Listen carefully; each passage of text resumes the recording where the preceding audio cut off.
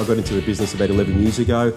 I worked in hospitality prior to that. I managed pubs and clubs and worked at Crown. Did ballroom dancing for about 15 years prior to real estate. When I looked at the people who were senior to where I was at that point in hospitality, I thought, well, if that's pretty much where you can get to, that's not going to really do it for me.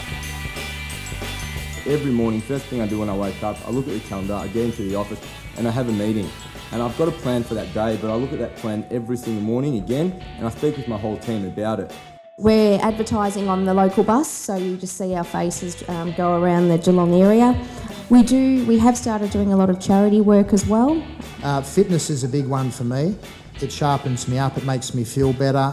The endorphins come out, I'm in a much better place. I think having the why you're doing it is the strongest thing. Why you're getting up every morning to do the job that you do.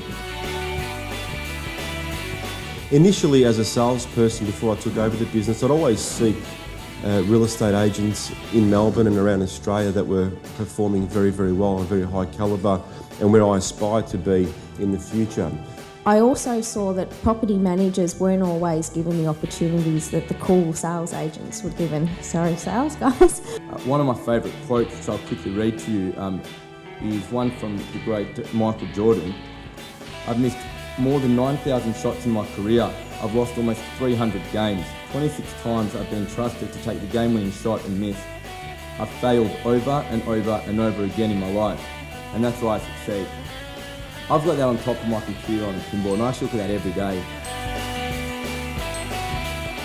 Look, hard work and persistence.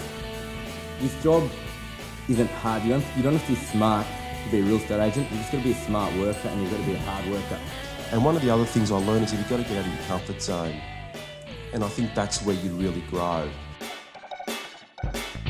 I don't have a boss that pats me on the back, so to be able to win these awards, it shows that we must be doing something right, and the staff all love it. I want to set myself a challenge to really push myself. I naturally, after all these years, want some personal recognition within the industry. It was all about getting your own brand out there. It's all about your personal branding. And therefore, through that, it does inspire other people around you to also get better and allow them to say, well, that it is possible, I'm also going to give it a go.